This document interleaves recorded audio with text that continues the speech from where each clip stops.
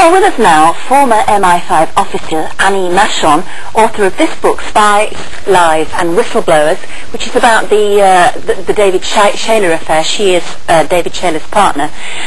Diana's former police bodyguard, Ken Worf, and Nicholas Davis, who wrote Diana, Secrets and Lies. I'm going to start with you, actually, Annie, because you're kind of, to me anyway, I've never heard your kind of testimony, and David Shayler's kind of testimony about this affair.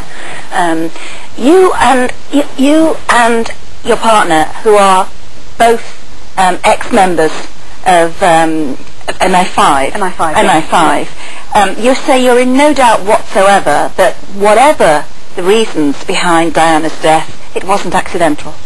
I absolutely agree with that. I don't think it was an accident. I have to say, when David and I first heard about the events on the 31st of August 97, it was a week after he'd blown the whistle on MI5, so we were actually in the process of running around Europe trying to stay one step ahead of MI5 itself. At the time we just thought it was some tragic accident caused perhaps by paparazzi.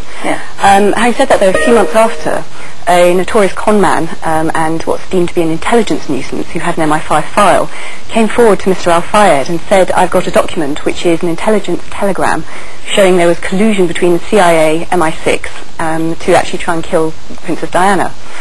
Now, it looked quite convincing from when you first saw it, but I mean, you could see, if you looked at it in detail, there were all sorts of very basic mistakes to show it's a forgery. Right. But what really worried us at that time was that it was a classic MI6 sting operation. Meaning, why would they do that? They would do that to set, they call it a straw man operation, to set up a false trail. So, for example, a grieving father like Mr. Al-Fayed would then buy it. I mean, the guy was trying to sell this document for $20 million. He would buy it and then use it as proof that MI6 had been involved in trying to assassinate Princess Diana. Then, of course, MI6 could turn around and say, look, this is obviously a forgery, look at all these mistakes in it, and that would just erode his entire case. Thus discrediting all further allegations that there was a conspiracy to kill her. So we think from that point of view, from that point on, we began to look at it very clearly, and I mean, so many different things stack up to show that MI6 had an involvement. What do you make of this extraordinary story? The Daily Express does seem to be running with this story big this week. It clearly has somebody on the inside of the police investigation that's going on. Someone's leaking stuff to them. What do you make of this extraordinary discovery, apparently, that Henri Paul, the driver, had 13 different bank accounts that he kept a secret. He had about £100,000 in them, and they've now discovered the money trail leads back to British banks. That in the weeks and months leading up to the accident, Henri Paul, who's also rumoured to be an MI5 agent, or at least an informer, was receiving thousands of pounds via British banks. What do you make of that? It's a classic profile for an agent of any sort of intelligence agency. I have to say this was quite well known in France for a number of years. The French did carry out an inquiry that he was stashing certain sums of money away in all these different bank accounts. But a lot of money came in at the last minute. A lot as well, yes. I mean, obviously he was being paid to do something quite different, quite spectacular. I would say, though, that the bulk of the money went in dribs and drabs, of about sums of around £4,000 into various accounts. Someone's paying him to do something. Yes. Now, he's a classic profile of an agent. I mean, it would be any intelligence officer's wish list to have the head of Brit Security on their payroll. What do you make of two things which have emerged in recent years? One is that the driver of the so-called white Fiat that clipped apparently the Mercedes just seconds before the accident was found 2 years later, burned to death in the wreckage of his own car, and it was put down as suicide. And this quite extraordinary thing that another respected MI5 ex-officer says that he once saw a document in the office which purported to be a plan to assassinate Slobodan Milosevic, the Serbian president, by flashing a bright light in his driver's eyes as the man drove through a tunnel.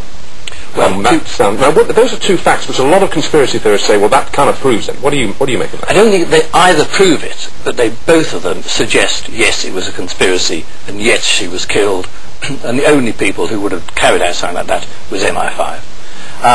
The fellow who clipped, allegedly in his Fiat Uno, clipped the Merc, was it was from the back of that vehicle that the flash appeared, which we know occurred because all of the paparazzi way back said they saw it. A massive flash. Yeah, because it was the flash from a camera, couldn't have been. So that's point one. And he was an MI5 man, wasn't he? Yes. And what extraordinary about this chap is they said absolutely nothing to do with anything, and yet immediately after his death, his office was raided. 2 people were shot by the people raiding the place. Everything was ripped out of the office. His computer, his camera, his photographs, the lot. And they've never been seen since. Never been seen. And the raiders have never been traced. Correct. Right. Well, we'll come to possible motives in a minute, but first of all, Ken Worf, you knew Diana well.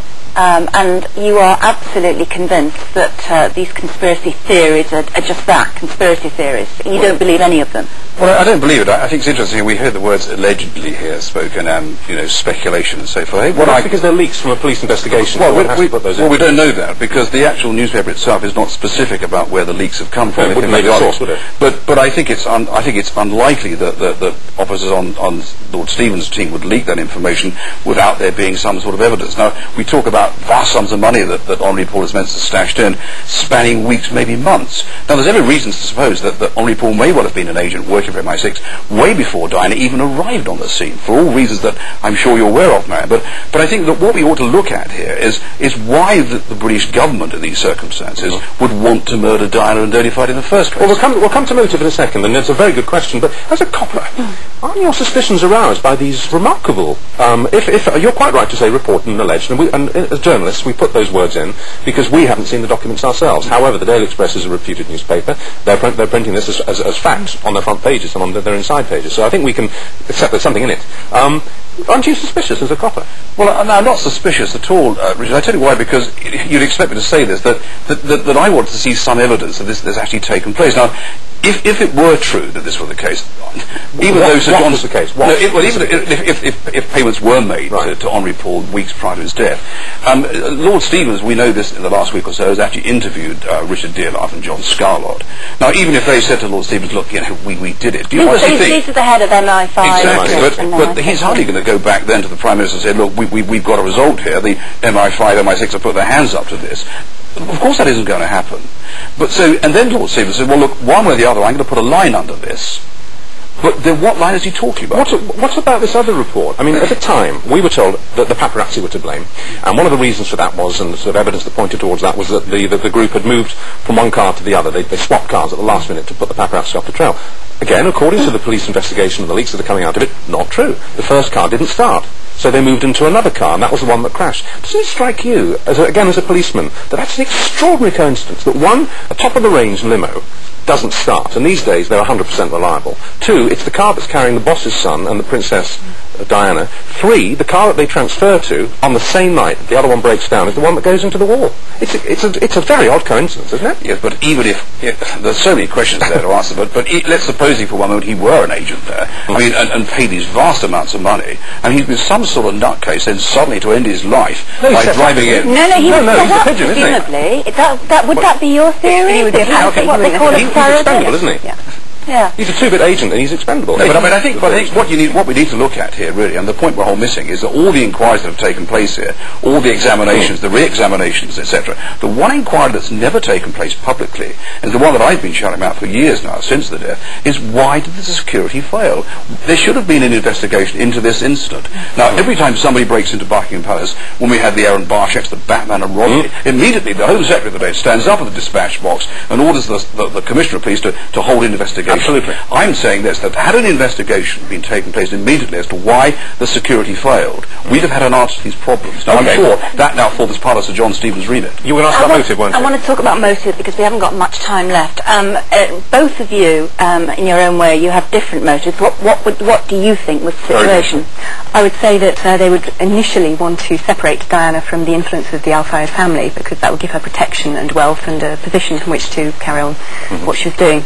I don't necessarily think they would have wanted to kill her because it would make her a martyr. Which indeed it did. It did. Well, they weren't wearing seatbelts. I think, though, that, that's even before you get onto the subject of was she pregnant, was she going to get married. The royal family would not want her to marry into a Muslim family. I mean, look at the problems with Charles and Camilla and divorce. Nicholas, you don't agree, do you? No, I disagree with that entirely. There were two. Diana had become a very powerful woman, politically. I'll give you two quick examples. You have to be very quick. Okay, very quick. One is the mines, right, which she went around the world, and overnight they stopped. And she was thinking of getting involved in the Palestinian problem, wasn't she? Yes, she wanted to be the queen of the world's orphans. And the first place she was planning to go to before she was killed was Palestine. Think of what that would have done. That is why she was taken out. So are you suggesting possibly that Mossad was involved? No, I'm not suggesting Mossad were at all. No. All right, well, thank you for coming in and for putting the minority view, because the latest opinion poll said that 94% of people in this country are positive that the princess was murdered. Thank you.